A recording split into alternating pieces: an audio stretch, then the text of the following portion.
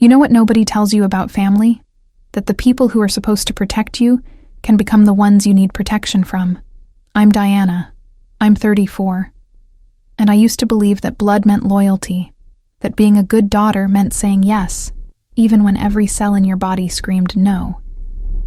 I lived in Dubai, built a career that looked perfect from the outside, and kept one secret so dark it would have destroyed me if I'd admitted it out loud. I didn't trust my own family. Turns out I was right not to, because the day they called me with amazing news about selling my beach house, the one place I'd ever felt safe, using a power of attorney I'd given them years ago, I learned the most shocking truth of my life. The people I'd been financially supporting in secret, the family I'd sacrificed everything for, saw me as nothing more than a resource to exploit.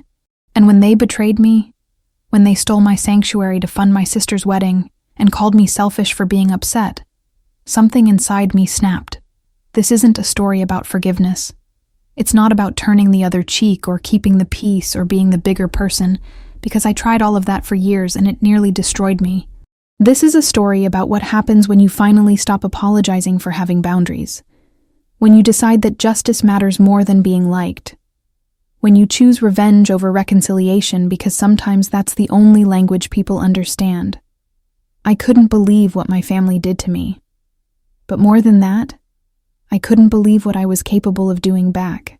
They thought I was weak, controllable, too busy with work to notice or too guilty to fight back. They were wrong. And by the time I was done, my father was in handcuffs. My sister's engagement was destroyed, and the entire foundation of lies they'd built their lives on was exposed for the world to see. But here's the secret. Nobody talks about when they tell you to stand up for yourself. Winning doesn't always feel like victory. The truth about revenge is that it costs you something precious. Maybe your family, maybe your innocence, maybe the version of yourself who still believed love could exist without conditions. I got everything I fought for. I reclaimed my property, exposed their fraud, watched them face consequences they'd spent years avoiding. I won, but I also lost. And a year later, sitting alone in my perfect apartment with my perfect career and my perfect freedom, I'm still trying to figure out if the price I paid was worth it.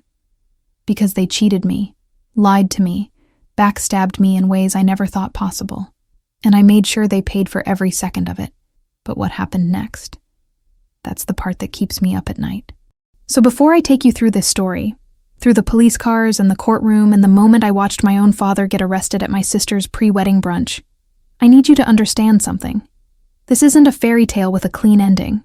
It's messy and brutal and real, and it will make you question everything you think you know about family betrayal, about justice, about whether doing the right thing for yourself makes you a hero or a villain. I'm going to show you every document, every text, every moment where I had to choose between protecting myself and protecting the people who were destroying me.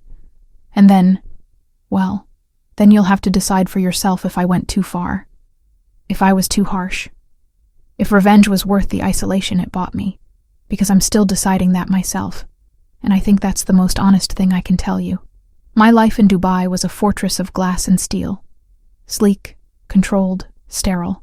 At 34, I'd clawed my way to CFO of a tech firm, and my penthouse was the kind of place where every surface gleamed, where the air conditioning hummed like a lullaby I'd forgotten how to hear. I treated everything like a spreadsheet. Risk versus return, profit versus loss. Emotion filed away in a folder I never opened. My world made sense because I made it make sense. Numbers don't lie, people do. And the biggest liability on my balance sheet? My family back in Texas. My parents and my sister. The golden child who'd never worked a real day in her life. Every time my phone buzzed with that specific ringtone, the one I'd assigned to the family group chat, my stomach tightened. It was Pavlovian at this point. That sound meant drama, demands, or someone needing money they'd never pay back. I'd learned to keep my distance, geographically and emotionally, because every interaction felt like a transaction I couldn't win. They saw me as the ATM, the responsible one, the boring one who got lucky with her career. I wasn't lucky. I was ruthless. I worked 16-hour days, skipped vacations, survived on coffee and spite, all to build something they'd never understand. But there was one thing I'd protected. One piece of my soul I'd kept safe from their chaos. My beach house in Galveston. It wasn't just property. It was my sanctuary. The only place where I could breathe without calculating the oxygen cost. I'd bought it with my first big bonus. Poured everything into it. The wraparound porch, the view of the Gulf, the silence that felt like medicine. When Dubai got too cold, too sharp, too much like a cage I'd built for myself, I'd fly back and disappear into that house for a week. No spreadsheets, no conference calls. Just me and the sound of waves that didn't ask for anything. I hadn't been back to the beach house in 6 months. Work had swallowed me whole, and I'd convinced myself I was fine. That's what I told myself every morning when I stared at the Dubai skyline and felt nothing. Fine, functional, focused. My family knew about the house, of course, but they also knew it was mine. Untouchable, off limits, the one thing I'd never let them ruin. Or so I thought. Because on a Tuesday night, while I was reviewing Q3 projections and sipping overpriced wine, my phone lit up with a video call from the family group. I almost didn't answer. I could feel it in my bones, that specific dread that comes right before everything falls apart. But I did answer, and within 30 seconds, my entire world detonated.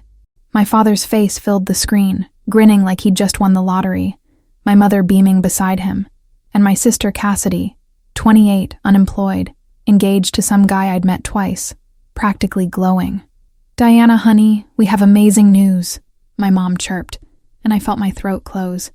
Nothing good ever started with amazing news in this family. My dad didn't waste time. "We sold your beach house. Used that power of attorney you gave us years ago, remember? The closing's Monday morning, and we're using the money for Cassidy's dream wedding." The words hit me like a freight train, but I didn't scream. I didn't cry. I just sat there, frozen, while my brain tried to process the betrayal I couldn't believe was real. I didn't hang up immediately. That would have been merciful, and mercy wasn't what I felt in that moment. I stayed on the call, watching their faces, trying to understand if this was some sick joke, some twisted test of my patience. But no, they were serious. Dead serious. My sister was squealing about floral arrangements and destination bachelorette parties. My mom was talking about family contributions, like this was some noble sacrifice. And my dad just kept nodding like he'd done me a favor. "It's not like you ever use it, Diana," Cassidy said, twirling her hair like this was nothing. "And honestly, it's kind of selfish to keep a whole house just sitting there when I need this wedding. Preston's family is loaded and I can't show up looking cheap." The word selfish detonated something inside me, but I kept my face blank. I'd learned that trick in boardrooms. Never let them see you bleed. My father jumped in, voice dripping with that fake, calm authority he always used when he knew he was wrong. "We're family, Diana. That house was always family property in spirit. You've got your fancy job, your big salary. You don't need it like Cassidy needs this wedding. Besides, the power of attorney was valid. We checked with a lawyer. A lawyer. They'd actually consulted someone before stealing from me. That's when I knew this wasn't impulsive. It was premeditated. They'd sat down, made a plan, convinced themselves this was justified, and executed it like I was some obstacle to be managed. I felt my stomach turn, actually physically turn, like my body was rejecting the reality of what I was hearing. "How much did you sell it for?" I asked, my voice so calm it scared me. My dad hesitated, just for a second, but I caught it. $1.4 million, he said, like that was supposed to make this better. The closing's Monday at 9 a.m. The buyer's eager, already wired the deposit. We're putting it all toward the wedding. Cassidy deserves the best. $1.4 million. I'd bought that house for $800,000 3 years ago. They were pocketing a $600,000 profit off my property, my sanctuary, my only safe place, and calling it a family contribution. My sister leaned into the camera, her engagement ring glinting like a weapon. "You're not mad, are you? I mean, I know you love that place, but honestly, Di, you're always working. You'll barely notice it's gone. And this way, you're part of my special day. You're giving me the wedding I've dreamed about since I was little. She said it like I should be grateful for the opportunity to fund her Instagram perfect fantasy, like my heartbreak was a small price to pay for her happiness. I wanted to scream. I wanted to reach through the screen and shake her until she understood what she'd taken from me. But instead, I smiled. A cold, dead smile that didn't reach my eyes. "That's quite a surprise," I said softly. My mom jumped in, sensing weakness. "We knew you'd understand, sweetheart. You've always been the strong one, the one who can handle anything. Cassidy's more sensitive. She needs this. And your father and I, well, we're getting older. We want to see her happy before—" She trailed off, playing the mortality card like it was a trump. I felt bile rise in my throat, that acidic mix of rage and nausea that comes when you realize people you love see you as a resource, not a person. "I need to go," I said, my voice cracking just slightly. "Work emergency. Congratulations, Cassidy." I ended the call before they could respond, and then I did something I hadn't done in years. I ran to the bathroom and vomited until there was nothing left but the truth I'd been swallowing my whole life, that to my family I was never a daughter or a sister, just a means to an end. I sat on the cold bathroom floor for what felt like hours, but when I checked my watch, only 12 minutes had passed. 12 minutes since my entire world had been gutted. My hands were shaking, my throat burned, and I could hear my own heartbeat pounding in my ears like a war drum. But somewhere beneath the shock, beneath the physical revulsion, something else was waking up. Something sharp and cold and methodical. I'd spent a decade training myself to respond to crises with logic, not emotion, and my brain was already shifting gears. This wasn't just a family betrayal. This was a hostile takeover. And hostile takeovers could be stopped if you moved fast enough and hit hard enough. I pulled myself off the floor, washed my face, and walked back to my desk like a soldier returning to the battlefield. My laptop was still open, the spreadsheet I'd been working on glowing like nothing had changed. But everything had changed. I opened a new tab and started typing with a precision that surprised even me. Galveston County Property Records. My fingers flew across the keyboard, pulling up the public database, searching for my address. There it was, my beach house, my name on the deed, clear as day. But when I scrolled down to recent filings, my stomach dropped again. Pending sale. Buyer, Marcus Chen. Sale price, 1.4 manors. Closing date, Monday, 9 a.m. It was real. This wasn't a nightmare I could wake up from. I leaned back in my chair and forced myself to breathe, to think, to assess the damage like I would any business crisis. Step 1. Identify the problem. They'd used an old power of attorney, one I'd signed years ago when I was traveling for work and needed someone to handle paperwork if an emergency came up. I'd forgotten about it, filed it away in the back of my mind along with all the other ways I'd tried to stay connected to a family that only wanted me when I was useful. Step 2. Mitigate the risk. The closing was Monday. It was Tuesday night in Dubai, which meant it was Tuesday morning in Texas. That gave me less than 6 days to stop this. And every second I wasted was a second closer to losing everything. But here's the thing about me that my family never understood. I don't just react. I plan. I strategize. I build contingencies for contingencies because hope is not a strategy, and trust is a liability. 6 months ago, after one too many emergencies, where my parents had tried to guilt me into covering their bills, I'd done something they didn't know about. I'd flown back to Texas, walked into a law office, and quietly revoked that power of attorney.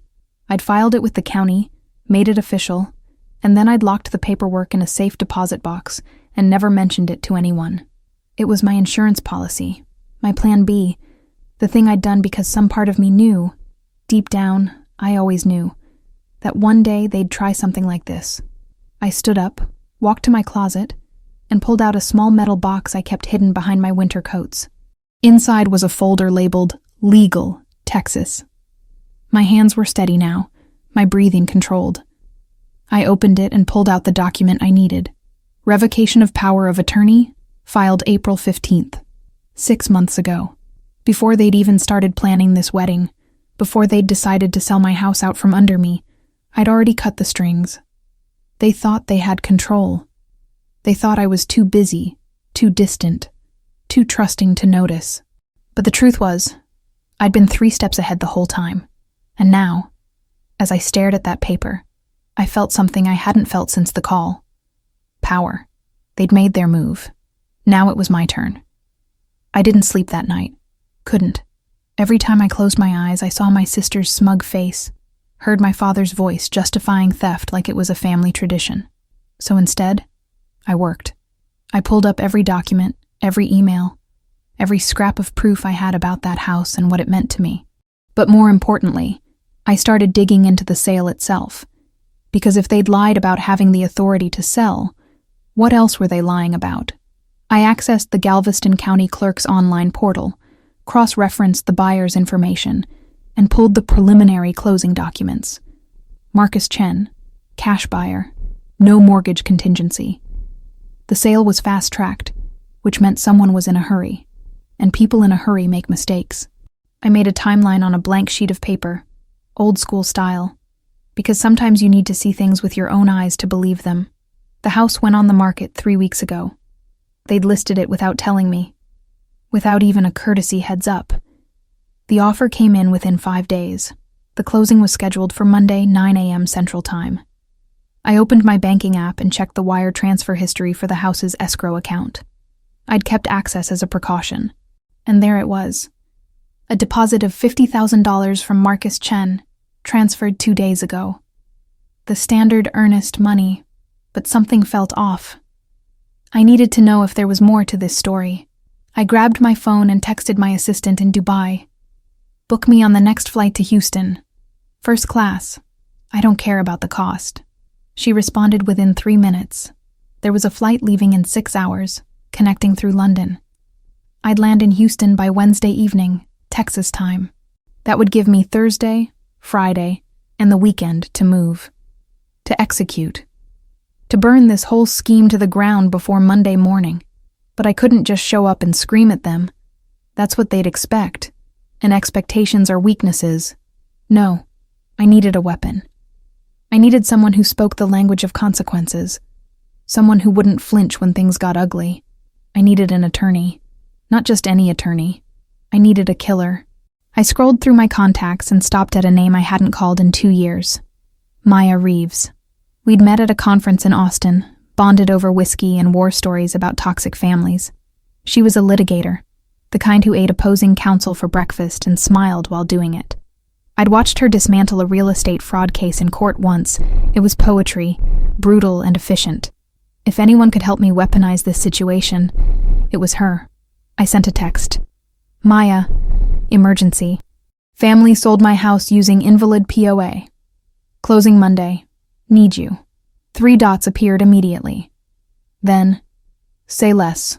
I'll destroy them. Call me when you land. I stared at that message, and for the first time since the call, I smiled. Not a sad smile. Not a broken smile. A predator's smile. Because the clock was ticking, and my family had no idea what was coming for them. Before I left for the airport, I did something that felt almost ceremonial. I opened that metal box again and pulled out every document inside. The revocation of power of attorney was the crown jewel. But there were other things too. Copies of the original deed, proof of purchase, bank statements showing every mortgage payment I'd made alone, renovation receipts, even photos of me at the house with timestamps. I spread them across my desk like tarot cards, each one telling a story my family had chosen to ignore. They thought I was careless, too trusting, too focused on work to protect myself. But the truth was, I'd been protecting myself from them for years. I just never thought I'd actually have to deploy the nuclear option. The revocation document was dated April 15th, 6 months before this nightmare started. I remembered that day vividly now, how I'd sat in that lawyer's office in Houston during a rare work trip, feeling paranoid and guilty for even thinking I needed to do this. The attorney, an older woman named Sharon, had looked at me with kind eyes and said, "Sweetheart, if you're worried enough to be here, you're not paranoid. You're prepared." She'd filed it with the county clerk that same afternoon, made it official, ironclad. My father's power of attorney was revoked, the moment that stamp hit the paper. Every signature he'd put on every document since then. Invalid. Fraudulent. Criminal. I photographed every page, uploaded them to an encrypted cloud drive, and sent copies to my personal email, my work email, and Maya's email. Redundancy is survival. Then I locked the originals back in the box and tucked it into my carry-on luggage. I wasn't letting these documents out of my sight. As I zipped the bag closed, I felt a strange calm settle over me. The kind of calm that comes right before a storm. My family thought they'd won. They thought the hard part was over, that I'd either roll over and accept it or throw a tantrum they could ignore. They didn't know I'd been preparing for their betrayal long before they'd even conceived of it. The flight to Houston was long, but I didn't waste a second of it. I drafted emails to the escrow company, to the title agency, to Marcus Chen's real estate attorney. Each one carefully worded, clinical, devastating. I am writing to inform you of a material defect in the pending sale of property address. The power of attorney used to execute this transaction was formally revoked on April 15th, as documented in the attached county filing. Any signatures or agreements made under this authority after that date are void. I am the sole legal owner of this property, and I do not consent to this sale. Proceed at your own legal risk. I didn't send them yet. Timing was everything. But they were loaded in the chamber, ready to fire the moment I needed them. Maya called me somewhere over the Atlantic, her voice sharp and eager. Okay, I've reviewed everything you sent. Diana, this is gorgeous. I mean, from a legal standpoint, you've got them dead to rights. That revocation is airtight. But here's what you need to understand. If we pull the trigger on this, it doesn't just stop the sale. It opens them up to criminal charges. Fraud. Theft. Possibly forgery if they signed anything in your name. Your dad could go to prison. She paused, letting that sink in. Are you ready for that? Because once we start, there's no taking it back. I stared out the window at the clouds below, thinking about my sister's wedding, my parents' fake smiles, the 20 years I'd spent being the responsible one while they drained me dry. And then I said the words that would change everything. Burn it all down, Maya. I want them to feel exactly what I'm feeling right now. Powerless, betrayed, and destroyed. Maya met me at the Houston airport with 2 venti coffees and a leather briefcase that looked like it had seen 1,000 courtroom battles. She didn't hug me. We weren't those kinds of friends, but the look in her eyes told me everything I needed to know. She was ready for war. You look like hell, she said, handing me a coffee. Good. Means you're taking this seriously. We walked to her car, a sleek black sedan that screamed, I bill $400 an hour and I'm worth every penny. And the moment we got inside, she pulled out a thick folder. I've been busy since you landed. Here's what we're dealing with. She flipped it open, revealing highlighted contracts, annotated timelines, and a legal brief that was already half-written. First, the good news, Maya said, her voice clipped and efficient.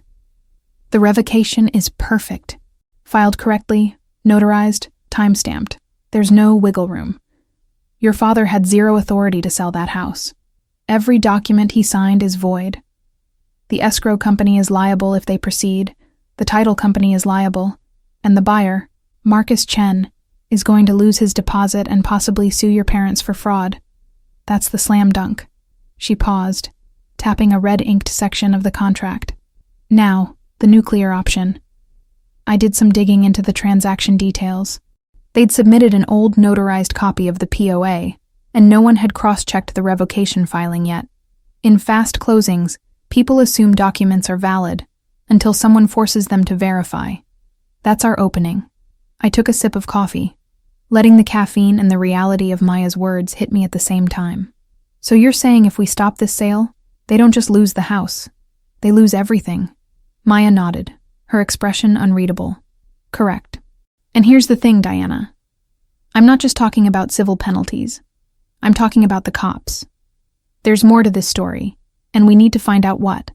She pulled out her phone and started typing. I'm going to reach out to Chen's attorney and see what other arrangements were made. Something tells me your father got greedy. The car went silent, except for the hum of the engine and the sound of my own breathing. Maya turned to look at me, her voice dropping to something softer, almost gentle. I need you to understand what we're about to do. This isn't just stopping a sale. This is potentially destroying your family. Financially, legally, maybe even permanently. Your dad could face serious charges. Your sister's wedding will implode. Your mom will hate you. And there's no undo button, Diana. Once we file the injunction, once we notify Chen and the authorities, it's done. So I'm asking you one more time. Are you absolutely sure you want to do this? She wasn't trying to talk me out of it. She was making sure I knew the weight of the weapon I was about to fire. I stared out the windshield at the Houston skyline, thinking about every birthday they'd forgotten, every achievement they'd minimized, every time they'd called me selfish for having boundaries. I thought about my beach house, my sanctuary, the one place I'd ever felt safe, being sold like a used car to fund a wedding for a sister who'd never worked for anything in her life. I thought about the word family and how they'd weaponized it, used it to justify taking and taking and taking, until there was nothing left of me but a checkbook and a guilty conscience. And then I turned to Maya, and my voice didn't shake. I'm sure. They made their choice when they stole from me. Now they get to live with the consequences. Scorch the earth, Maya. I want justice, and I want them to remember what happens when you backstab the wrong person. The first thing Maya and I did was sit down in her office. A corner suite with floor-to-ceiling windows overlooking downtown Houston, and she pulled up a file on her laptop that made my blood run cold. Before we go nuclear on the house, there's something you need to see, she said, spinning the screen toward me. It was a spreadsheet, color-coded and detailed, tracking every financial transaction between me and my family for the past 4 years. I stared at it, confused. How did you... Maya cut me off with a smirk. You gave me access to your cloud drive, remember? I'm thorough. And Diana, you need to see this because you've been funding their entire existence, and I don't think you even realize the scope of it. She walked me through it, line by line, and with every entry, I felt sicker. Monthly transfers to my parents, $2,800, labeled as help with bills. Car payment for Cassidy, $450. Her insurance, $200. Emergency dental work for my dad, $3,000. New air conditioning unit, $8,500. Credit card payoff for my mom, $12,000. Engagement ring down payment for Cassidy, $4,000. The list went on, month after month, year after year. Maya had totaled it at the bottom, $168,000. Over 4 years I'd given them, no, they'd taken from me, nearly $170,000, and I'd never once asked for it back. I'd never even acknowledged it as anything other than helping family. I'd been their ATM, their safety net, their secret benefactor, and they'd repaid me by stealing my house. Here's the kicker, Maya said, zooming in on a specific entry. You set up an LLC called Meridian Holdings to route these payments, right? Made it look like some kind of family trust or investment fund? I nodded slowly, remembering. I'd done it for tax purposes, but also because I didn't want them to know the money was coming directly from me. I thought it would make them feel less guilty, less dependent. Well, Maya continued, they have no idea Meridian Holdings is you. I checked. They think it's some kind of family fund your grandfather set up, or an inheritance structure. They've been telling people they're financially comfortable because of family money. They don't know you're the family money. The betrayal hit me in a new way. They'd been living off me while resenting me, spending my money while calling me selfish. Maya leaned back in her chair, her expression sharp and focused. So, here's what we're going to do. Right now, today, you're going to cut off every single payment, cancel the auto transfers, shut down the Meridian account, let them drown in the expenses they've been dodging for years. Because here's the thing, when that sale falls through on Monday, they're going to be scrambling. And if you cut off their funding now, they won't have any cushion, no safety net. They'll be forced to face the reality of what they've done with zero resources to fix it. She smiled, cold and clinical. We're not just stopping the sale. We're cutting off their oxygen supply and watching them suffocate. I didn't hesitate. I pulled out my laptop, logged into my accounts, and started clicking.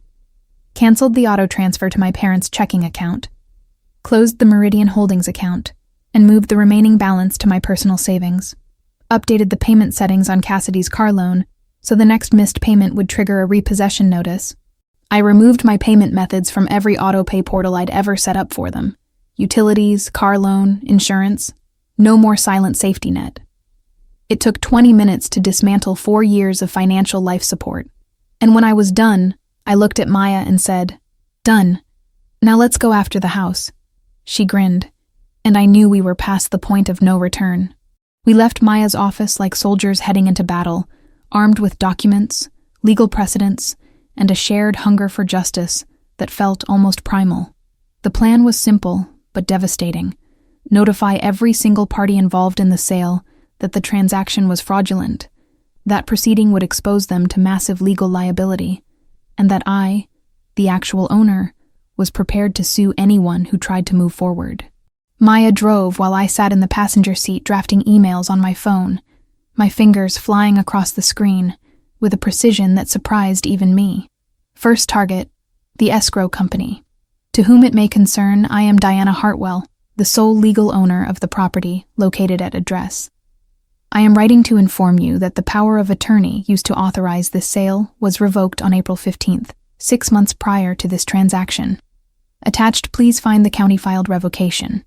Any funds disbursed under this fraudulent authority will result in immediate legal action against your company. Consider this your formal notice. Second target, the title company. I adjusted the language slightly, made it more threatening, more specific. Your company is currently processing a sale based on a void power of attorney. I have documented proof that this transaction is fraudulent, and I will hold your company personally liable for any damages resulting from your failure to verify the seller's authority. You have until 5 p.m. today to freeze this closing, or I will file an injunction in Galveston County Court first thing tomorrow morning. Maya glanced over at me as I typed, a look of approval on her face. "You're a natural at this," she said. "Most people would be crying or screaming. You're writing legal threats like you're ordering lunch." I didn't respond. I was already on to the third email, this one to Marcus Chen's attorney. This one had to be different. Chen wasn't the villain here. He was a buyer who'd been lied to, who'd wired money in good faith, and who was about to lose everything because my family had committed fraud. I needed him angry, but I needed him angry at them, not me. "Dear Mr. Chen, my name is Diana Hartwell, and I am the rightful owner of the property you are attempting to purchase. I regret to inform you that the individuals who listed this property, my parents, did not have legal authority to do so. The power of attorney they used was revoked 6 months ago, rendering every document they signed invalid. I understand you have already wired a substantial deposit. I strongly advise you to contact your attorney immediately and inquire about any additional payments or arrangements made outside the official contract. I am prepared to cooperate fully in any investigation. This sale will not proceed." I hit send and watched the message disappear into the digital void, knowing it was about to ruin someone's day. Maya pulled into a parking lot near the Galveston County Courthouse, and we sat there for a moment, the engine idling, the Texas heat pressing against the windows. "Okay," she said, pulling out her phone. "I'm filing the emergency injunction now. It'll be on the judge's desk by tomorrow morning. The hearing will probably be Friday, which gives us just enough time to gather witnesses, subpoena records, and build a case so airtight they'll have no choice but to rule in your favor. But here's the thing. The moment I file this, it becomes public record. Your family will know. The buyer will know. It's going to get ugly fast." She looked at me, searching my face for doubt, for hesitation, for any sign I was about to back down. But I felt nothing except clarity, cold and sharp as a blade. "Do it," I said, my voice steady. "File everything. Notify everyone. I want them to wake up tomorrow and realize their entire scheme is collapsing. I want my father to see that injunction and understand that I know exactly what he did. I want Cassidy to watch her wedding fund evaporate in real time. And I want my mother to feel the exact same panic I felt when they called me and told me they'd stolen my sanctuary." Maya nodded once, then started typing on her phone with a speed that would have impressed a court stenographer. Within minutes, I watched her hit submit on the e-filing portal. The injunction was live. The emails were sent. The trap was set. And somewhere in Texas, My family was about to discover that revenge isn't a dish best served cold. It's a 5-course meal, served with receipts, legal documents, and absolutely zero mercy. The response came faster than I expected. We were still sitting in Maya's car when her phone started buzzing. First one call, then another. Then a flurry of emails hitting her inbox like incoming missiles. She put the phone on speaker as she answered the first one. Maya Reeves. The voice on the other end was frantic. Male. Clearly an attorney trying to control a situation that had just spiraled out of control. Ms. Reeves, this is Tom Bradshaw from Coastal Escrow Services. We just received a very alarming email from your client regarding the Hartwell property sale. Can you confirm that the power of attorney used in this transaction was actually revoked? Maya's smile was sharp enough to cut glass. I can confirm that, yes. 6 months ago. Filed with Galveston County. Would you like me to fax you a copy? Or are you capable of accessing public records yourself? There was a pause. The sound of papers shuffling. Someone typing frantically in the background. Ms. Reeves, if what you're saying is true, this is a massive problem. We've already processed the earnest money deposit, and the closing is scheduled for Monday. If we stop now... Maya cut him off, her voice ice cold. If you don't stop now, you're facilitating fraud, and my client will sue your company for every penny you're worth. The choice is yours, but I'd suggest you make it quickly. She hung up before he could respond, and immediately her phone rang again. This time it was the title company. Same panic, same desperate scrambling to avoid liability. Maya handled them with the same ruthless efficiency, and by the time the third call came in, I could see the domino effect happening in real time. Everyone involved was realizing they'd been part of a scam, and they were all racing to distance themselves before the whole thing exploded. But the most important call came 20 minutes later, and it wasn't to Maya. It was to me. Unknown number, Texas area code. I answered, my heart pounding. Diana Hartwell. The voice on the other end was calm, measured, but I could hear the anger simmering beneath it. Ms. Hartwell, this is Marcus Chen. I just spoke with my attorney about your email. I need to understand something.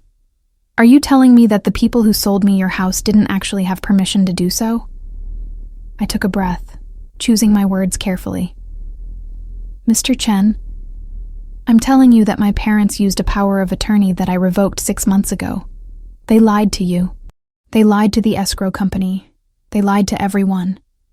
And I'm very sorry you've been dragged into this, but I will not allow them to steal my property. There was a long silence. And then Chen said something that made my blood turn to ice. Ms. Hartwell, there's something you should know. Your father approached me before the official sale and asked if I'd be willing to wire an additional $20,000 under the table to help with family expenses. He said it would speed up the closing, make everything smoother. I wired it 3 days ago, directly to his personal account, separate from the escrow deposit. I have the receipt. He told me it was a standard practice in family sales. My hands started shaking. $20,000. Not included in any contract. Not documented anywhere official. Just straight up theft, dressed up as a family arrangement. And my father had pocketed it, spent it, and was now counting on the sale going through so no one would ever know.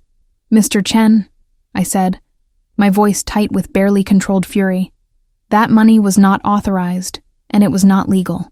My father defrauded you. I strongly suggest you report this to the police, because what he did wasn't just a civil matter. It was a crime. And if you want any chance of recovering that money, you need to file charges before he spends every last cent of it. Chen was quiet for a moment, and then he said, I'm calling my attorney right now. And then I'm calling the cops. Your father just made the biggest mistake of his life. He hung up, and I sat there staring at my phone, the weight of what was about to happen settling over me like a storm cloud. Maya looked at me, her expression unreadable. Diana, once Chen files that police report, your dad's not just facing a lawsuit, he's facing arrest. Are you ready for that? I thought about my beach house, about the years of being used and ignored, about the word selfish being thrown at me for wanting to keep one single thing that was mine. And I said, let him get arrested. He earned it. Maya and I drove to Galveston in silence, the kind of silence that feels heavy with anticipation. like the air right before a thunderstorm. My phone kept buzzing with notifications. Texts from the escrow company confirming they'd frozen the account. An email from the title company's legal team practically begging me not to sue them. A voicemail from Marcus Chen's attorney saying they'd filed a police report and were pursuing criminal charges. Every ping felt like another nail in my family's coffin, and I should have felt guilty, should have felt something other than this cold satisfaction. But I didn't. All I felt was clarity, the kind that comes when you finally stop apologizing for taking up space and start demanding the respect you've always deserved. Maya glanced at me every few minutes, probably checking to see if I was going to break down. But I just stared out the window at the flat Texas landscape rolling by, my mind already 3 steps ahead. We arrived in Galveston just before sunset, the sky bleeding orange and pink over the Gulf, and Maya pulled up the address of my parents' house. Not my beach house, but the suburban ranch-style place where I'd grown up, where every childhood memory was tainted with the knowledge that I was never quite good enough, never quite the daughter they wanted. But when we drove past it, the house was dark, empty. "They're not here," I said, already pulling up the Find My Friends app I'd secretly never deleted from my mom's phone. There they were, at my beach house. Of course they were. They were probably celebrating, toasting champagne to their brilliant scheme, counting the money they thought was already theirs. Maya saw my expression and grinned. "Oh, this is going to be good. Please tell me we're crashing their little party." I nodded, my jaw tight. They're having a pre-wedding brunch. Cassidy posted about it on Instagram an hour ago, celebrating with family at our gorgeous venue before the big day. I showed Maya the post. A perfectly filtered photo of my sister in a white sundress, standing on my porch. My porch, with the ocean in the background and a caption about family blessings and dreams coming true. The comments were full of heart emojis and congratulations, and I felt that familiar rage bubbling up again, hotter this time. They were using my house as a backdrop for their fake perfect life, parading their theft on social media like it was something to be proud of. Maya looked at the post, and then at me. "So we're going there. Right now. In the middle of their brunch. And we're going to tell them, in front of everyone, that their whole world is about to collapse." We drove to the beach house, and as we got closer, I could see cars lining the street. Expensive ones, the kind Preston's family would drive. And I could hear music and laughter drifting from the backyard. My backyard. Maya parked down the block, and we sat there for a moment, gathering ourselves. She pulled out her briefcase, double-checked that she had copies of every document we'd need, and then looked at me with an expression that was part concern, part excitement. "Last chance to walk away," she said. "We can handle this quietly, through the courts, without the public humiliation. But if we go in there, if we confront them in front of the wedding party, there's no coming back from that. It's scorched earth, total annihilation." I opened the car door and stepped out into the humid Galveston air, the smell of salt and sea mixing with the sound of my sister's laugh echoing from inside my house. I could see them through the windows. My parents, my sister, Preston and his family, all dressed in their preppy pastels, raising glasses, taking photos, living their best lives on the foundation of my stolen sanctuary. And in that moment, I didn't feel conflicted. I didn't feel torn. I felt like a woman who'd finally stopped setting herself on fire to keep other people warm. "Maya," I said, slinging my bag over my shoulder. "Let's go ruin a brunch." It's time they learned that actions have consequences, and karma doesn't wait for a convenient time to show up. We walked up the driveway like we owned the place, because legally I did, and the first person to notice us was my mother, who was standing near the front door holding a mimosa and laughing at something Preston's mother had just said.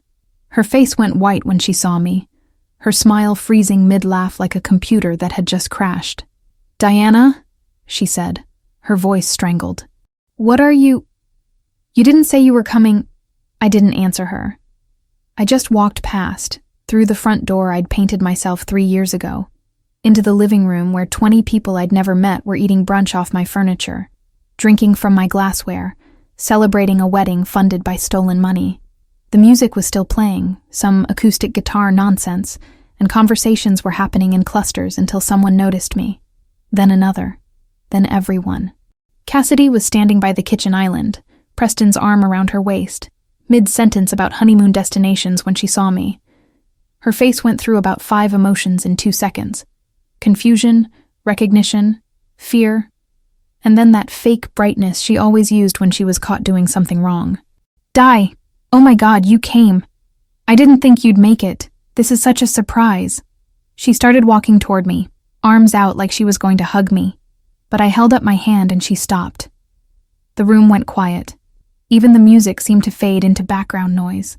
Maya stepped up beside me, briefcase in hand, and I watched my father's face drain of color as he realized this wasn't a social visit. This was an execution. "Everyone," I said, my voice calm and clear, cutting through the silence like a blade. "I'm sorry to interrupt your celebration, but there's something you all need to know. This house, the one you're currently eating brunch in, the one my sister has been calling her venue, was sold illegally. My parents used a power of attorney I revoked 6 months ago to steal my property and fund this wedding. The sale is void. The closing will not happen. And as of this morning, criminal charges have been filed." I watched the words land like bombs, watched faces go from confused to shocked to horrified. Preston's mother actually gasped. His father put down his drink. And my sister. God, my sister just stood there, frozen, her mouth opening and closing like a fish drowning on dry land. My father tried to recover, stepping forward with that authoritative tone he used when he wanted to control a narrative. "Diana, sweetheart, let's talk about this privately. You're upset, I understand, but you're embarrassing yourself." I cut him off, and my voice was ice. "I'm embarrassing myself? Dad, you stole $1.4 million worth of property from your own daughter. You took $20,000 under the table from the buyer, money that's documented, that Marcus Chen has already reported to the police. You committed fraud. You committed theft. And you did it all while calling me selfish for wanting to keep the one thing I ever built for myself." I turned to Cassidy, who was now crying, mascara starting to run down her perfect makeup. "And you stood on my porch, posted pictures on Instagram, called this your venue, like you had any right to it. Did you even ask yourself where the money was coming from? Or did you just not care?" Preston pulled his arm away from Cassidy, taking a step back, and I saw the exact moment he understood what he'd gotten involved with. "Wait," he said, his voice tight. "You're saying her parents stole your house to pay for our wedding? And there's a police investigation?" Maya stepped forward. "All business. That's exactly what she's saying.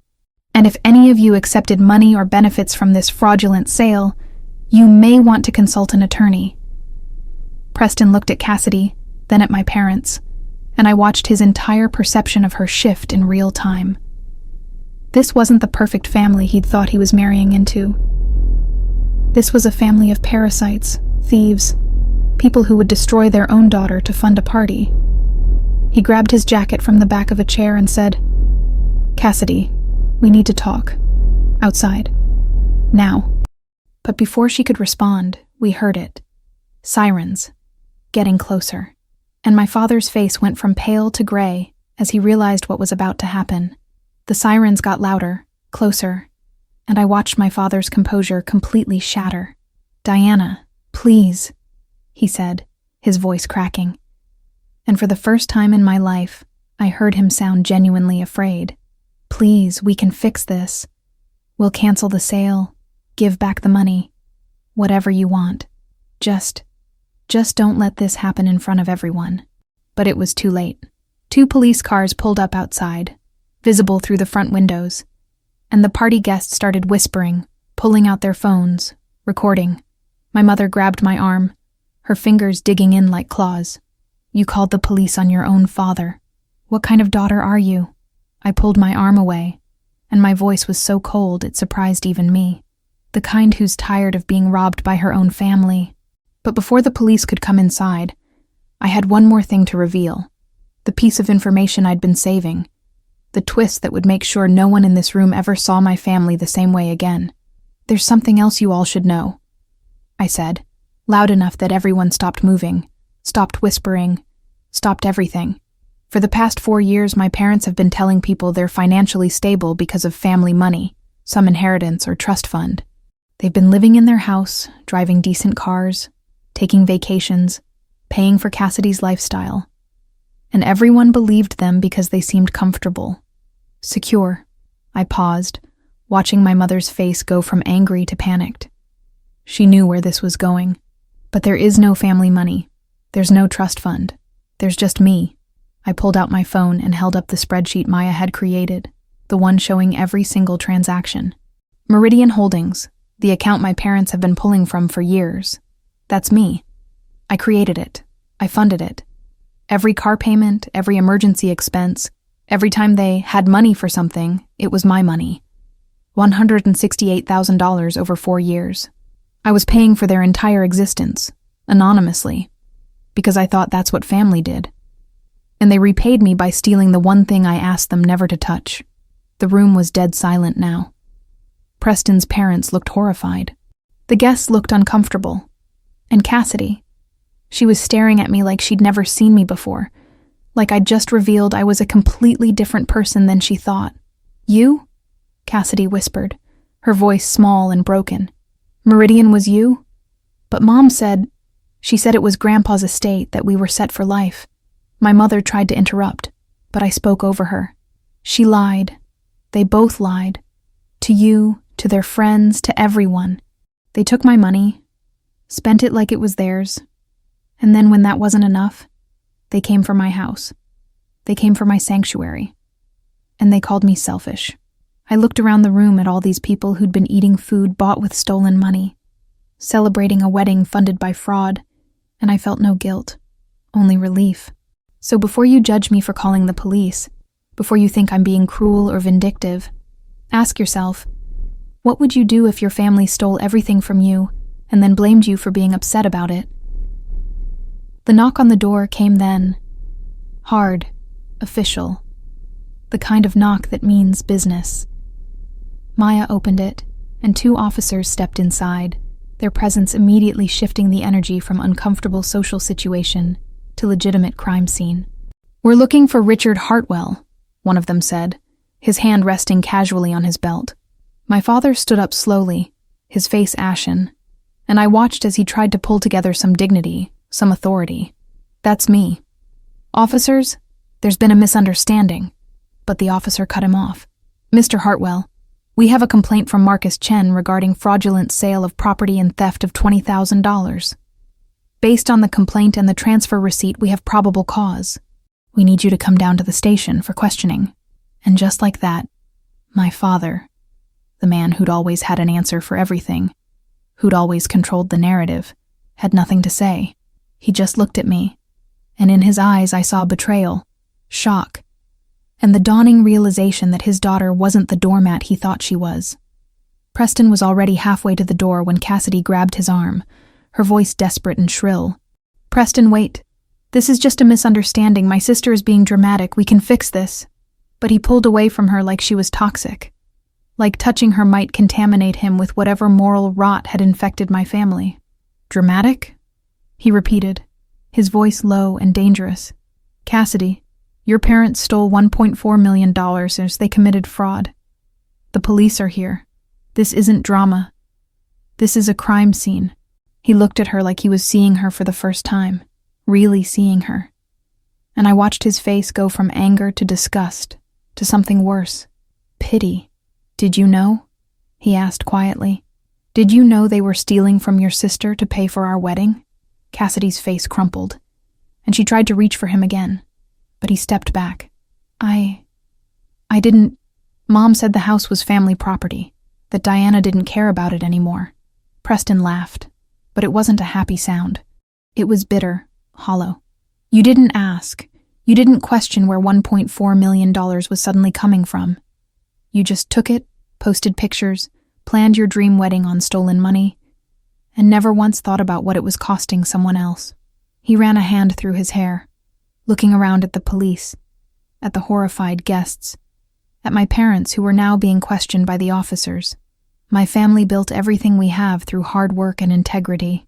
I won't attach my name to this. He wasn't the villain. He was reckless and impatient, but still defrauded. But I can't overlook what your family did. Cassidy started crying harder. That ugly kind of crying where snot and tears mix together, and your voice goes high and broken. Preston, please. I love you. We're supposed to get married. But he was already pulling his phone out, texting someone, probably his parents or his attorney. Cassidy, I don't even know who you are. I thought I was marrying into a loving family, people who supported each other. But this?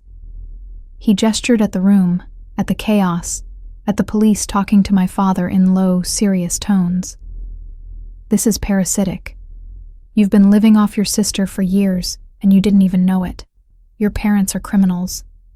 And you're either complicit or so self-absorbed, you never bothered to ask where the money was coming from.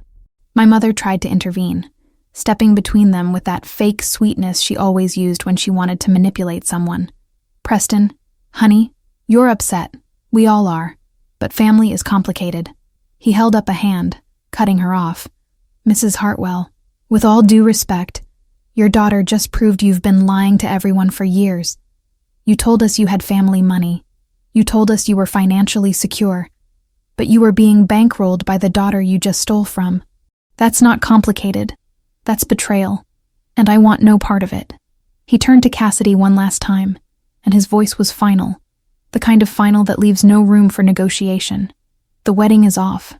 I'll have my attorney contact you about returning the ring and whatever deposits can be recovered.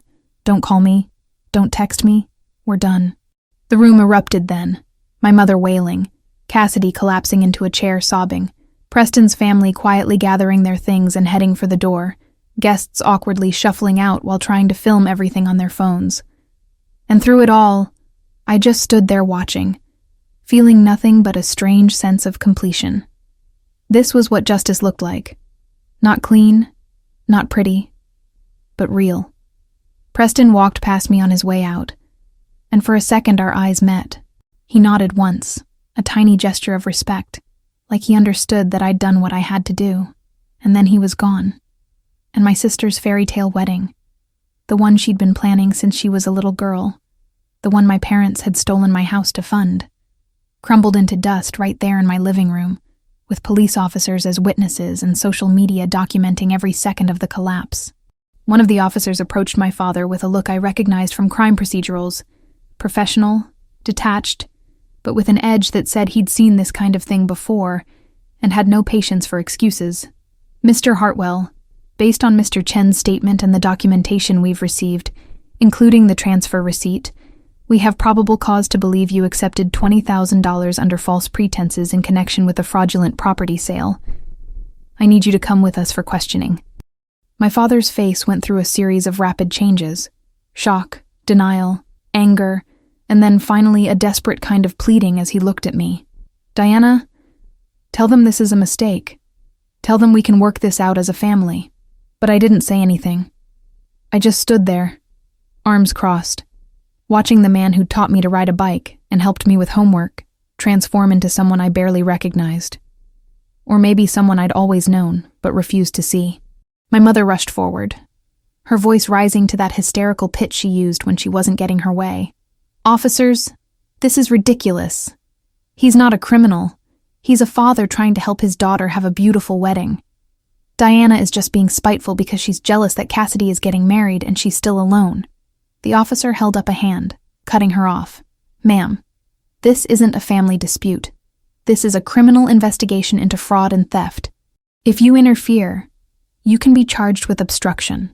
My mother's mouth snapped shut, but her eyes were blazing with hatred as she looked at me, and I knew in that moment that whatever fragile thread had connected us as mother and daughter was severed forever. Good. Some threads deserve to be cut. The second officer stepped forward, and that's when reality truly hit my father. Wait, you're taking me in, right now, in front of everyone? The officer's voice was calm, almost gentle. Sir, you have the right to remain silent. Anything you say can and will be used against you in a court of law. My father tried to pull away, his voice rising in panic. No, this isn't... I didn't steal anything, it's family property. Diana doesn't even use it anymore. But the officers continued their procedure anyway, and I watched my father, the man who'd always been in control, who'd always had the final word, who'd spent my whole life making me feel small, being led out while wedding guests filmed on their phones and my sister sobbed in the background. It was surreal. It was horrible. And it was exactly what needed to happen. Maya leaned over and whispered, "You can still stop this. If you tell the officers you want to handle it civilly, they'll probably release him pending investigation." I looked at her, then at my father being escorted out, then at Cassidy, who was staring at me with so much hatred I could practically feel it burning across the room. And I thought about every time they'd called me selfish, every time they'd made me feel guilty for having boundaries, every time they'd taken and taken and taken until there was nothing left of me but obligation and resentment. "No," I said quietly. "He made his choice when he stole from me. Now he gets to live with the consequences. Let them take him." The officers led my father toward the door, and he tried one last time to reach me. "Diana, please. I'm your father. You can't do this to me. Think about what this will do to the family." I met his eyes, and my voice was steady, clear, final. I did think about the family, Dad. For years. I thought about it every time I sent money, every time I bailed you out, every time I swallowed my feelings so you could be comfortable. And you repaid me by stealing the one thing I asked you never to touch. So no, I'm not thinking about the family anymore. I'm thinking about me.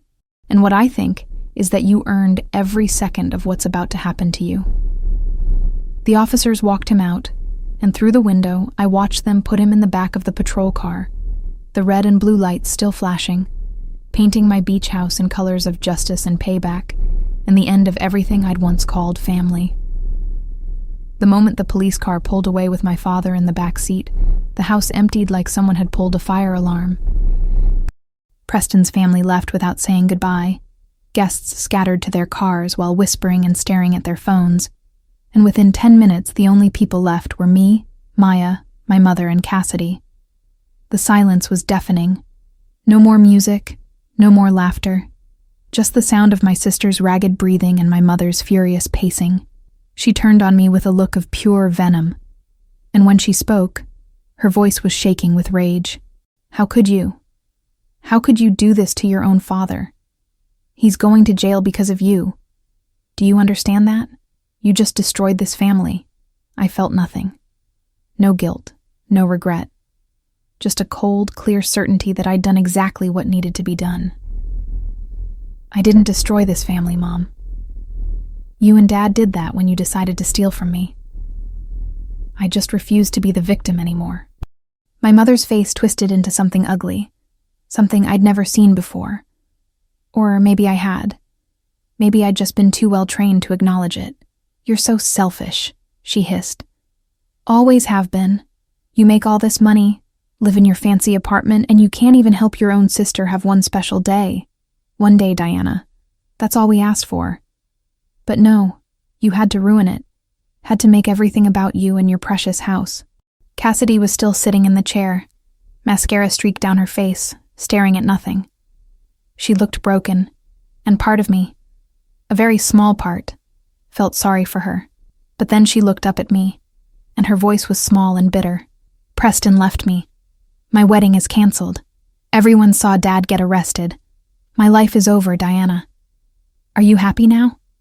Is this what you wanted?"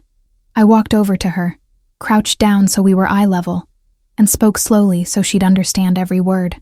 What I wanted was to keep the one thing I built for myself. What I wanted was for my family to respect me enough not to steal from me. But you didn't care about what I wanted, Cassidy. You never have. So no, I'm not happy. But I'm done being your ATM. My mother tried one more time, her voice shifting from anger to desperation, that manipulative tone she'd perfected over decades. "Diana, please. If you drop the charges, if you tell the police it was all a misunderstanding, they'll let your father go. We'll figure out the house situation. We'll pay you back somehow. Just please don't let him go to prison. He's your father. Doesn't that mean anything to you?" I stood up, slinging my bag over my shoulder, and Maya moved toward the door, sensing this conversation was over. "It used to mean something," I said quietly. It used to mean everything. But you taught me that family is just a word people use when they want something from you. So congratulations. You finally made me understand. I started walking toward the door, and my mother's voice rose to a scream. If you walk out that door, you're dead to us. Do you hear me? Dead. You'll never be welcome in this family again.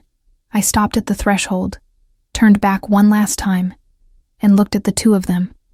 My mother, red-faced and furious, and my sister, destroyed and bitter.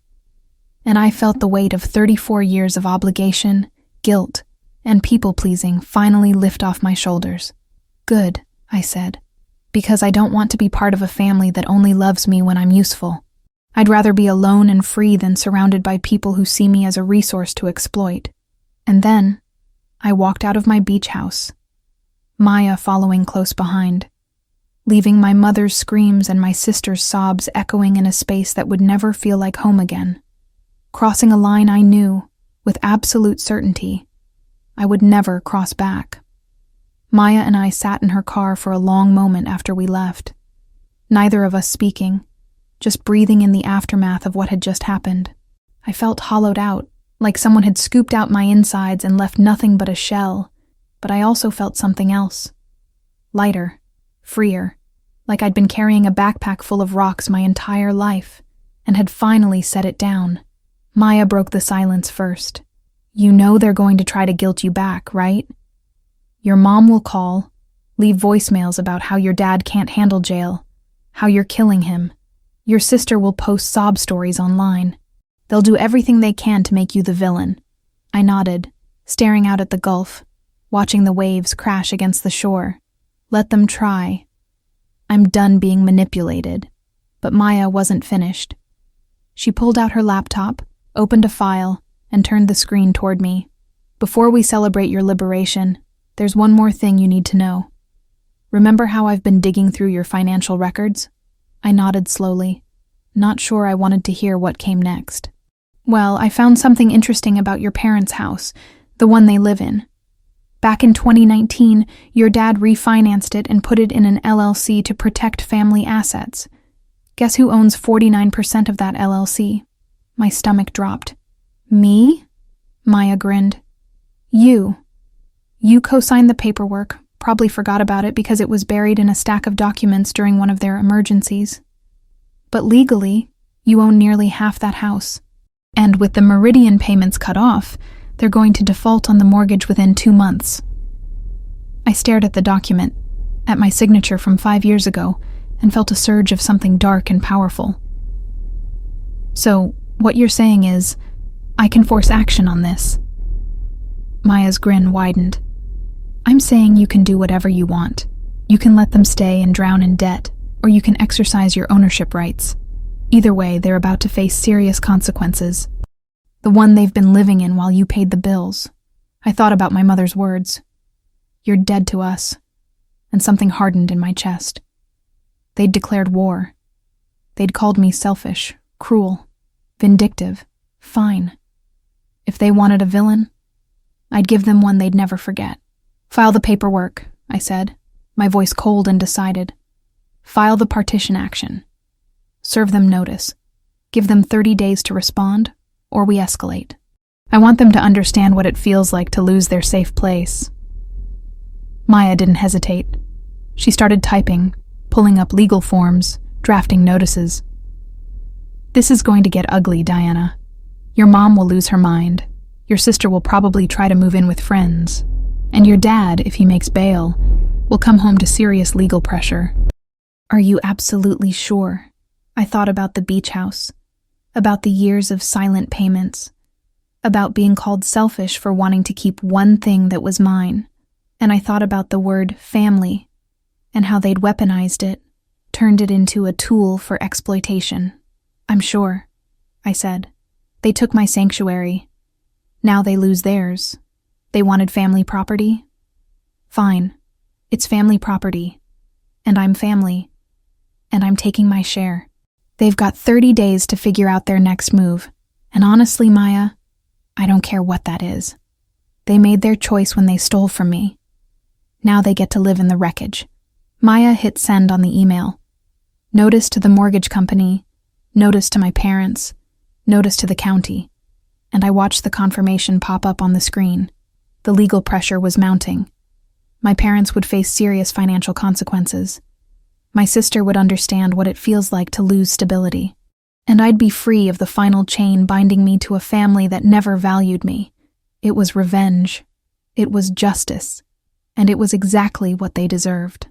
The first salvo in the digital war came less than 24 hours after my father's arrest. I was back in my hotel room in Houston, trying to sleep, but mostly staring at the ceiling, when my phone started exploding with notifications. Instagram, TikTok, Facebook. Cassidy had gone nuclear. I opened TikTok first, and there she was, sitting in what looked like my parents' living room, eyes red and swollen, voice trembling as she told her version of the story to her 30,000 followers. My sister called the police on our dad because he tried to help me have my dream wedding. She sobbed, wiping her eyes with a tissue.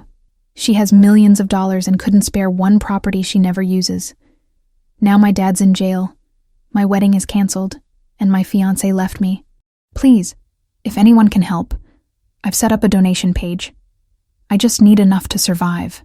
I watched the video twice, feeling my blood pressure rise with each second. The comments were exactly what she'd hoped for. Hundreds of people calling me a monster, a selfish witch, saying I deserved to die alone. Someone even posted my LinkedIn profile in the comments with a suggestion to let her employer know what kind of person she really is. Cassidy had painted herself as the victim, the struggling young woman whose evil corporate sister destroyed her life over a house she didn't even want. She'd left out the theft, the fraud, the $168,000 I'd secretly given them, the revoked power of attorney. She'd crafted a narrative where I was the villain, and her followers were eating it up. Within 6 hours, she'd raised $3,000 from strangers who thought they were helping a wronged woman. I called Maya, and she answered on the first ring. I saw it. I'm already drafting a cease and desist for the defamation. But Diana, you need to decide. Do you want to let this play out quietly, or do you want to fight back? I thought about all those comments, all those people calling me evil without knowing the truth, and something snapped. I want to fight back. I want everyone to know exactly what they did. Can we post the receipts? Maya was quiet for a second, then said, We can. But if you do this, you're going to war on social media. It'll be public, permanent. Your family will be humiliated. Are you ready for that level of exposure? I pulled up Cassidy's donation page, saw that it had climbed to $4,500, and felt that cold rage settle over me again. Post everything. I want the truth out there. Maya worked fast. Within 2 hours, she'd created a Google Drive folder with every document. The revocation of power of attorney, the Meridian Holdings bank statements showing $168,000 in payments, the police report about the $20,000 theft, screenshots of my parents' texts bragging about the sale, even Marcus Chen's statement confirming the fraud. She sent me the link, and I opened a fresh TikTok account under a pseudonym. No profile picture. Just a username. The Real Story 2024. I uploaded a video, just a black screen with white text, and started writing. Since my sister is asking for donations based on lies, here are the facts. Then I posted the link to the Google Drive with a caption. Every document, every receipt, every lie exposed. Read it before you donate. The video went live at 11 p.m., and by midnight it had 10,000 views. By 1 a.m., 50,000. People were downloading the documents, reading them, and then flooding back to Cassidy's videos with the truth. Your sister has receipts and you're a liar. She paid for your life for 4 years and you stole from her? Your dad committed actual fraud and you're playing victim? I watched in real time as the narrative flipped, as the internet turned on Cassidy the way it had turned on me just hours before. Her comments section became a battlefield. Her donation page got reported and suspended. And by morning, she'd deleted every single post, scrubbed her social media clean, and gone completely silent. The truth had won, but the cost was that now, the whole world knew my family's shame, and there was no taking it back.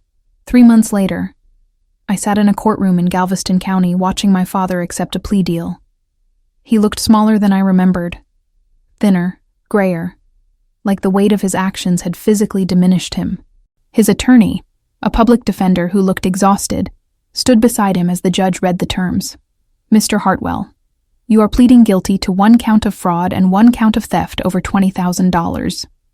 In exchange for your guilty plea, the state is recommending 18 months incarceration, 3 years probation, and restitution of $90,000, $70,000 to Mr. Chen for the earnest money, plus the off-book transfer, plus court costs and fees. Do you understand these terms?" My father's voice was barely a whisper. "Yes, Your Honor." I felt nothing. No satisfaction. No vindication. Just a hollow acknowledgement that this was how it had to end. Maya sat beside me, her hand briefly touching my arm in silent support. Across the aisle, my mother sat alone.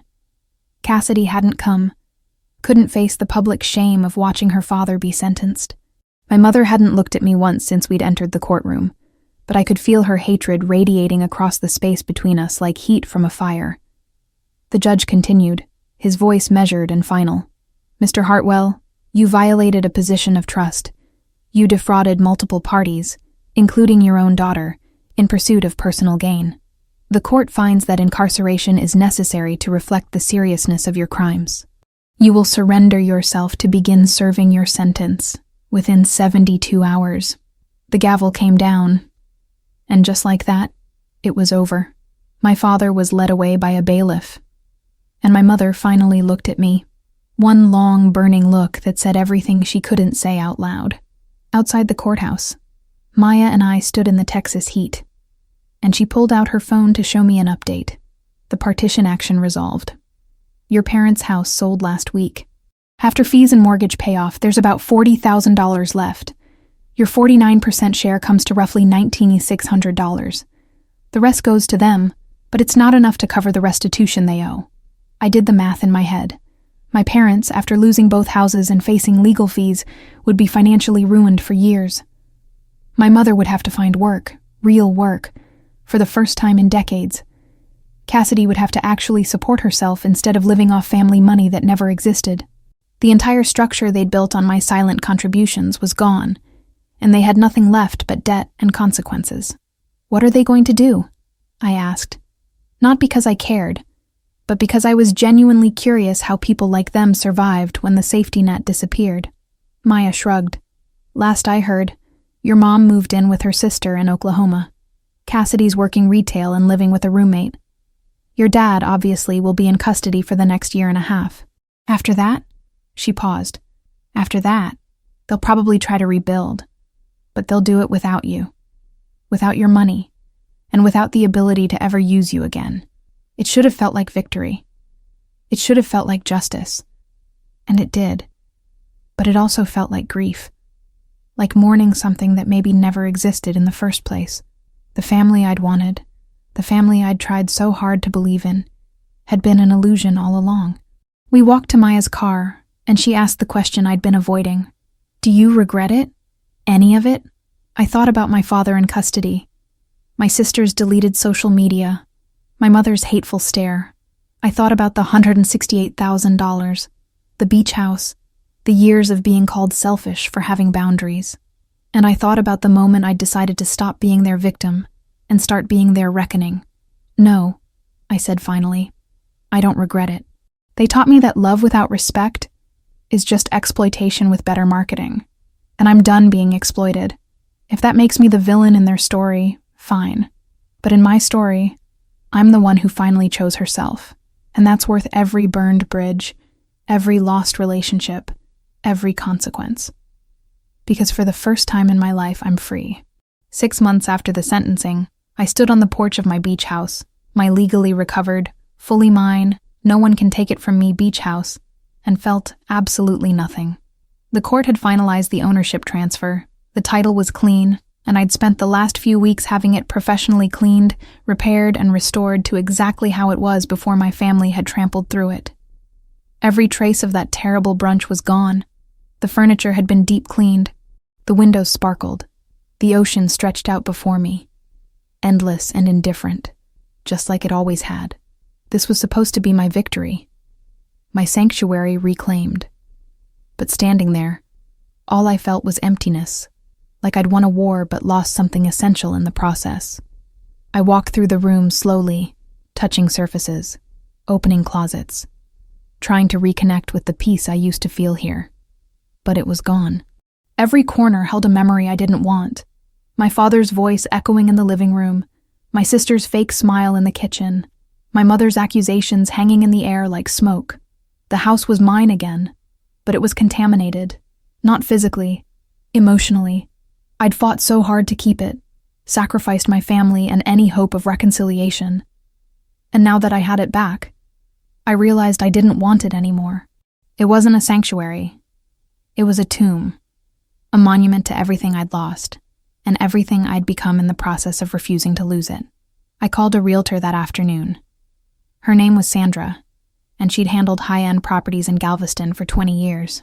She walked through the house, nodding appreciatively, commenting on the bones and the location and the view. "This'll sell fast," she said. "Beachfront, good condition, clean title. I can have it listed by the end of the week. Are you sure you want to sell?" I looked out at the Gulf one more time, at the waves I used to find so comforting, and nodded. "I'm sure. I need a fresh start. Somewhere with no history, no ghosts." Sandra didn't ask questions. She'd probably seen this before. People selling houses that held too much pain. "We'll get you top dollar," she promised. "You'll walk away with enough to buy something even better." The house sold in 3 weeks to a young couple from Austin, tech people with a baby on the way and stars in their eyes. They loved it immediately, walked through gushing about the porch and the light and how perfect it would be for their growing family. I watched them sign the papers and felt a strange mix of relief and sorrow. Relief that I'd never have to face those memories again. Sorrow that something I'd built with so much hope had become just another transaction, just another line on a balance sheet. They handed me a check, shook my hand, thanked me for the opportunity. And I walked away from my beach house, my sanctuary, my battleground, my prison, for the last time, knowing I'd won the war, but wondering if the cost had been worth it. I flew back to Dubai 2 days later, and as the plane lifted off from Houston, I looked down at the Texas coast disappearing beneath the clouds and felt something shift inside me. I'd spent so much energy fighting for that house, for my right to keep it, for justice and revenge and proving I wasn't the doormat they thought I was. And I'd won. My father was in custody. My family was financially destroyed. My truth was public. I'd reclaimed my property and sold it for a profit. By every objective measure, I'd achieved total victory. But sitting there in first class, sipping champagne I couldn't taste, I realized that revenge is the most expensive currency in the world, because you always pay for it in pieces of yourself you can never get back.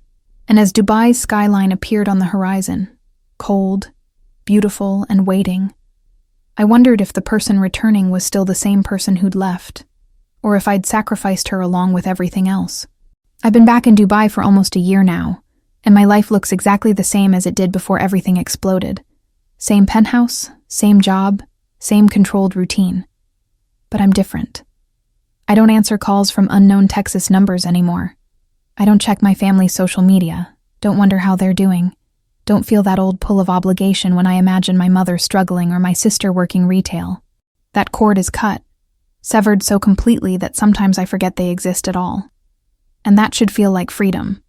And it does, mostly. But it's a lonely kind of freedom. The kind where you win everything and lose everyone. Where you're finally safe, but completely alone.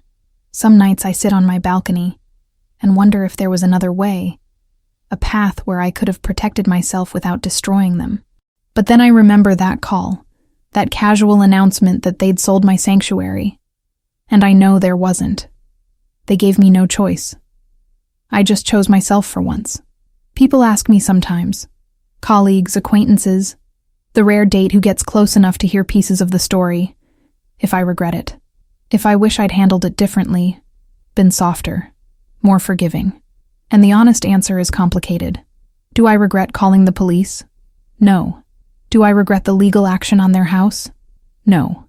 Do I regret posting those receipts and watching the internet rip my sister apart? No. They earned every consequence. But do I regret that it came to that at all? That the family I was born into couldn't love me without using me? That I had to choose between being respected and being connected? Yes, every single day. Because the truth is, I didn't want to be the person who destroys her family. I wanted to be the daughter they were proud of, the sister Cassidy looked up to. But they never gave me that option. They only gave me two choices: be their victim or be their villain. And I chose villain. Because at least villains get to keep their dignity. The beach house money is sitting in an investment account I haven't touched. Sometimes I think about what to do with it. Buy another property, donate it, use it to build something new. But mostly it just sits there, a number on a screen, proof that I won. Proof that I fought back and survived and came out on top. But money doesn't fill the silence in my apartment. It doesn't erase the fact that I spent Thanksgiving alone this year, or that my birthday passed without a single message from anyone who shares my blood. Freedom is peaceful. Yes, but it's also quiet. So quiet that sometimes I can hear my own thoughts too clearly, and they ask questions I don't want to answer. Like, was justice worth the isolation? Was revenge worth becoming the kind of person who could watch her father face serious consequences and feel nothing? Was being right worth being alone? I don't have answers. What I have is my life back, my money, my choices, my boundaries, my peace. No one can steal from me anymore. No one can guilt me or manipulate me or use family as a weapon to drain me dry. I wake up every morning knowing that everything I have, I earned and I keep because I choose to, not because I owe it to someone else. That's worth something. Maybe it's worth everything. But late at night, when the city lights blur and the air conditioning hums its lonely song, I wonder if self-worth and dignity are enough to build a life on, if being free is the same as being happy, if winning means anything when you're the only one left standing. And I don't know. I honestly don't know. What I do know is that I'd make the same choices again, because the alternative was letting them destroy me slowly instead of quickly. And that's not really a choice at all. So here's my question for you, and I mean this genuinely. Was I too harsh? Should I have forgiven them? Absorbed the loss? Maintained the relationship even after they betrayed me so completely? Or did I do the right thing by demanding justice, by refusing to be anyone's doormat, by choosing my own peace over their comfort? Because some days I'm sure I did the right thing, and other days I wonder if I just became the kind of person my parents raised me to fight against. Cold, calculating, willing to hurt people to protect myself. I reclaimed my life, but I lost my family. I won the war, but I'm not sure what I won it for. And maybe that's the real cost of standing up for yourself when the people hurting you are the ones who are supposed to love you most. You get your freedom, but you pay for it in ways you never expected. And you spend the rest of your life wondering if the price was fair, or if you just traded one kind of pain for another. So tell me, what would you have done? So here we are, at the end of this story that doesn't really have an ending. Just a pause. A moment where I'm still living with the choices I made and wondering if they were right.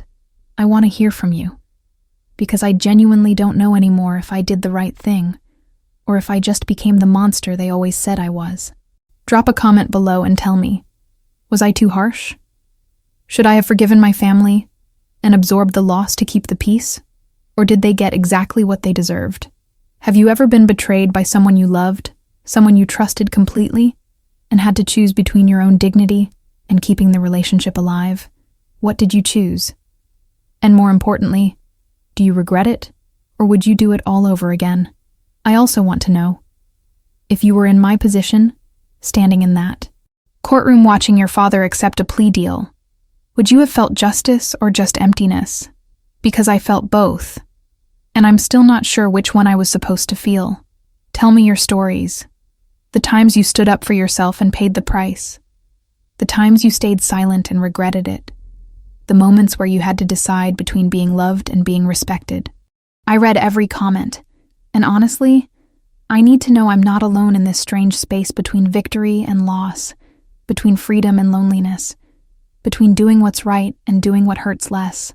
And if this story resonated with you, if it made you think about your own boundaries, your own family dynamics, your own moments where you had to choose yourself over people who were supposed to choose you, do me a favor. Subscribe to this channel and hit that notification bell because I'm going to keep sharing stories like this. Real stories about family drama, about betrayal and revenge, and the complicated truth that justice doesn't always heal the wounds it's meant to address. These aren't easy conversations, but they're necessary ones. And maybe, somewhere in the comments section, in your stories and your perspectives and your hard-won wisdom, we'll figure out together what it really means to reclaim your self-worth when the people who were supposed to protect it are the ones who destroyed it. So talk to me. I'm listening. And I promise, whatever you're going through, you're not alone.